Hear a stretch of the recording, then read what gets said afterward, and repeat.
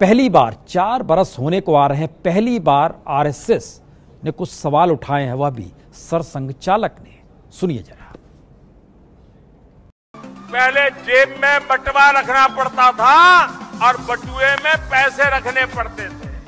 अब जमाना चला गया, बटुए की जरूरत नहीं, आप मोबाइल फोन में ही पैसे होते हैं। हम अगर सारा कैशलेस कर देंगे तो हो नहीं सकता, क्योंकि कैशलेस ऑपरेशन सब लोग अपने देश के नहीं कर सकते। आप लोग कर सकेंगे, लेकिन बहुत बड़ा समाज आपसे कम से कम 2 गुना वो बाहर है, वो ये नहीं करता। तो संघ के प्रचारक से प्रधानमंत्री बने मोदी की बात को सरसंघ चालक ने ही उलट दिया। हम एक सरकार की मलकियत की एयरलाइन चलाएं, उसमें 55,000 करोड़ का सरकार ने पैसा दिया हुआ हो, मतलब उस 55,000 करोड़ से हम अस्पताल चलाएं, एजुकेशनल इंस्टीट्यूशन चलाएं, एम्स खोलें, यहां फिर उस 55,000 करोड़ से एक घाटे में चलने वाली एयरलाइन। समस्या एयर इंडिया चलती नहीं है कि एयर इंडिया ठीक से चलाई नहीं है।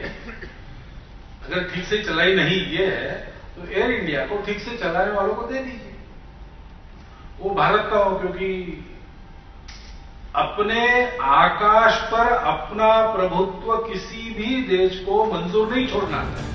और मोदी सरकार ने जिस तरह घाटे में चल रहे एयर इंडिया को बेचने का सपना देखा, सरसंघ चालक ने उसे भी यह कहकर खारिज कर दिया कि ठीक से चलाओ तो चल जाएगा और बेचना है तो देश में ही बेचो। तो क्या मोदी सरकार के 4 बरस बीतते बीतते अब संघ परिवार को लगने लगा है कि अर्थव्यवस्था के जिस रास्ते को मोदी सरकार ने अपनाया है दरअसल वो भटक गई है? या फिर मोदी सरकार के आर्थिक मुद्दों को लेकर विपक्ष कटघरे में उसे खड़ा करे तो संघ ही विपक्ष की भूमिका में आकर विपक्ष की जमीन को कम करना चाह रही है? जो विनिवेश प्रक्रिया है उसमें पारदर्शिता होनी चाहिए। हम देख रहे हैं कि जो एयर इंडिया है इसमें घाटे हुए, लेकिन रोचक बात ये रही कि कभी घाटा क्यों हो रहा है इसके बारे में कोई चर्चा नहीं, कोई छानबीन भी नहीं हो जो भी, पर बहुमत के साथ बिना किसी दबाव के अर्थव्यवस्था के जिस रास्ते मोदी सरकार निकल पड़ी है उसने संघ के एजेंडे को धराशायी तो किया ही है, जिस एजेंडे को वह देश में लाना चाहती थी। इसीलिए तो भारतीय मजदूर संघ यानी बीएमएस और स्वदेशी जागरण मंच बनाया गया, किसानों के सवालों को लेकर किसान संघ बना। लेकिन इन सब के बावजूद रिटेल सेक्टर में एफडीआई से लेकर सार्वजनिक क्षेत्र में विदेशी पूंजी निवेश का जो रास्ता मोदी सरकार ने जिस तरीके से खोला वो मनमोहन सरकार से भी कई कदम आगे का है।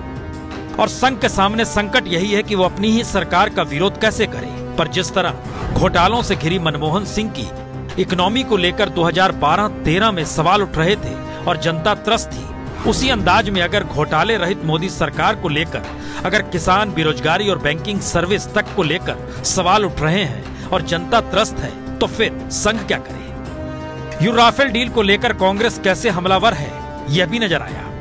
राफेल में सीधी चोरी की 45,000 करोड़ रुपए एक उद्योगपति मित्र को दिए हैं, फ्री गिफ्ट। HAL से छीना, बेंगलोर में रोजगार छीना युवाओं से, एक शब्द नहीं कहते हैं। दरअसल मुश्किल यह नहीं कि मोदी सरकार का इकोनॉमी का रास्ता भी वही है जो मनमोहन सरकार का था। संघ के सामने तो सवाल है कि क्या बहुमत के बावजूद मोदी सरकार वो विजन दिखा नहीं पाई जिस विजन पर स्वदेशी की छाप हो, जिस विजन में देसी इकोनॉमी का महत्व हो, जिस विजन में किसान मजदूर को मदद मिले, जिस विजन में उत्पादन बढ़े और देश में रोजगार बढ़े। ऐसे अर्थव्यवस्था आपको खड़ी करनी पड़ेगी। उसके लिए cooperative sector, agriculture sector, industry, commerce, इन सबका एक समन्वित रूप खड़ा करना पड़ेगा। संघ के सामने असल मुश्किल यही है कि राजनीति के शुद्धिकरण का पाठ उसने चाहे प्रचारकों को पढ़ाकर बीजेपी में भेजा, पर सत्ता की माया और चुनावी राजनीति के जरिए सत्ता पाने की छाया से कोई नेता मुक्त हो नहीं पाया। तो ऐसे में संघ का एजेंडा वाजपेयी के दौर में भी पूरा हुआ नहीं, तब गठबंधन की मजबूरी बता दी गई।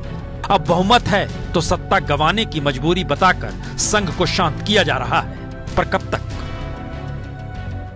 हर खबर की लेंगे खबर मास्टर स्ट्रोक में रात 9 बजे।